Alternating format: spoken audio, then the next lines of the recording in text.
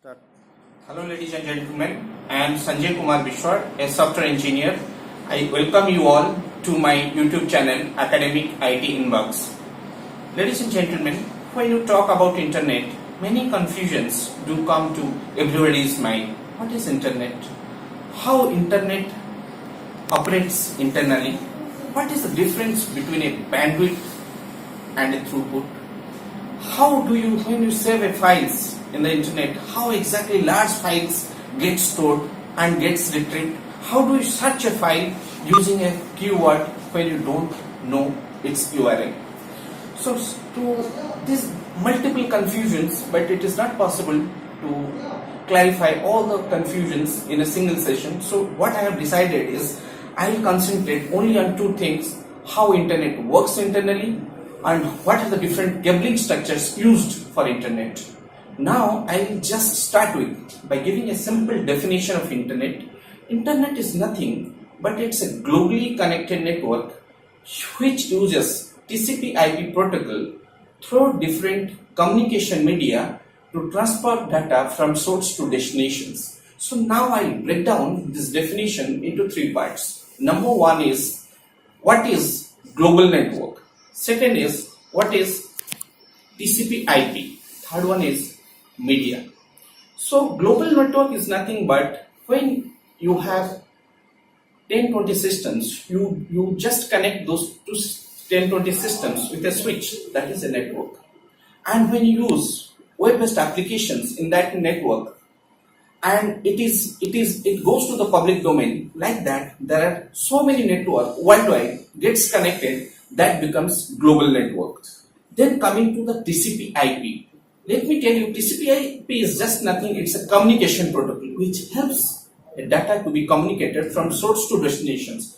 And third thing is communication media.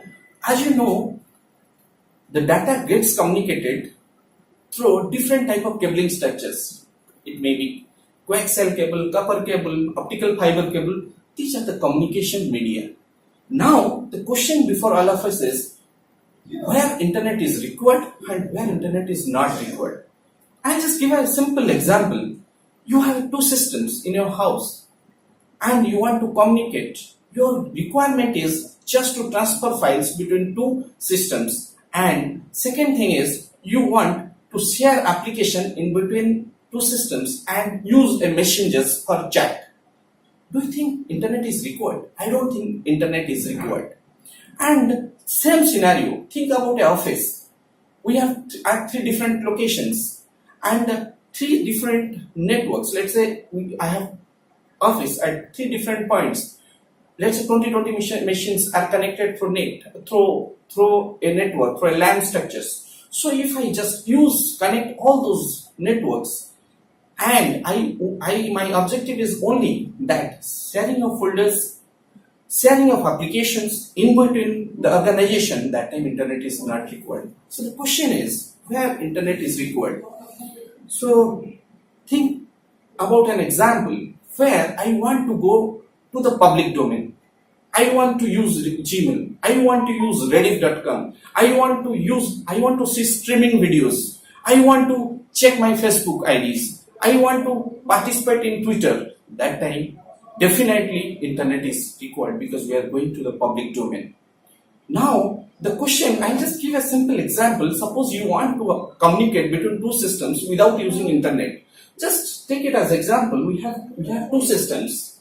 How we'll connect the two systems, share the files between the systems, and we can use messengers for chat in between two systems without the use of internet.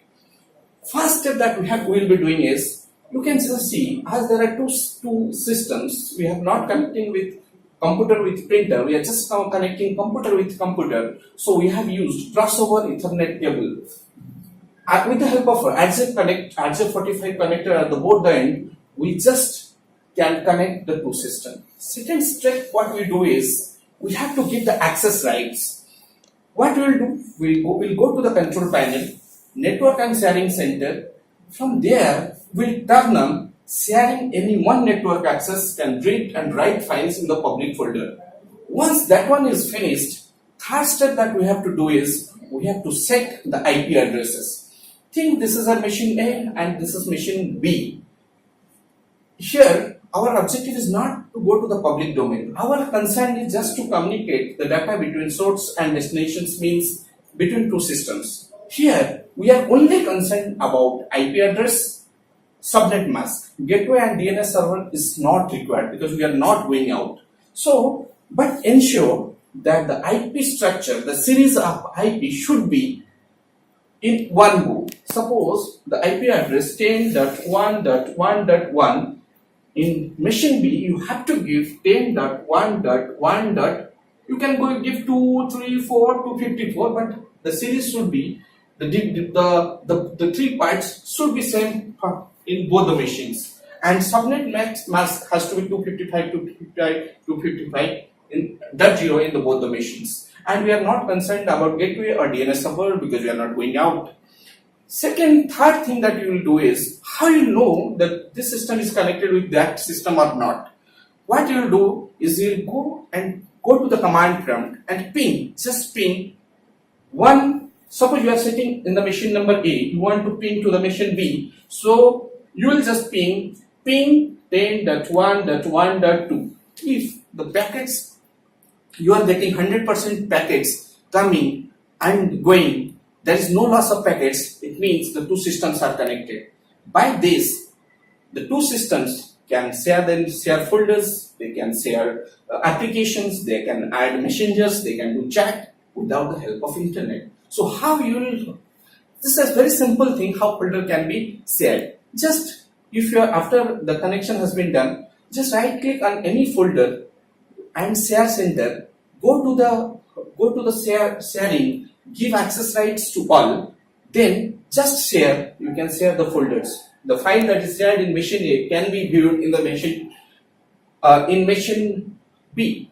So this is what the data transmission can take place without internet. Same scenario if there are 20 or 30 systems are there. Only difference is that between that is you have to use a switch. Switch uses an intermediary and the data communication can happen within the network without internet. Now question comes to our mind. There are a lot of cabling done worldwide. And another interesting thing is many confusions to have with even educated professionals that most of the internet do takes place through satellite. And let me clarify you all that networking, all type of internet traffic goes through optical fiber cables, and the percentage of data traffic through optical fiber cable is 99%. Let me tell you once again that the data transmission that takes place through satellite is hardly 1%. So what is the mechanism? How do different cabling structures done? Think about a scenario. Here there are three type of ISPs are there. Tier 1 ISPs, Tier 2 ISPs, Tier 3 ISPs. So Tier 1 ISPs, they just lay down cables, optical fiber cables inside the ocean belt. Suppose in case of India, Tata Communication is a Tier 1 company. I don't know whether Reliance Jio is still is a Tier 1 company or not. That is a separate issues. But I am sure that Tata Communication is a Tier 1 company, and what it does is that it connects to other Tier 1 companies of the world. And Tier 1 companies, the point where it lands is called landing point. Tier 1 ISP, Tata Communication, what it does is it terminates the optical fiber cables at three different locations of India. Number one is Chennai, second is in Mumbai, third in Kochi. So from there, they connect to the Tier 2 companies. As far as Tier 2 companies are concerned, we have Vodafone, Airtel, BSNL. These are the companies, Tier 1 companies. Tier 2 companies which pay IP transit fees to Tier 1 companies, and they use the international traffic.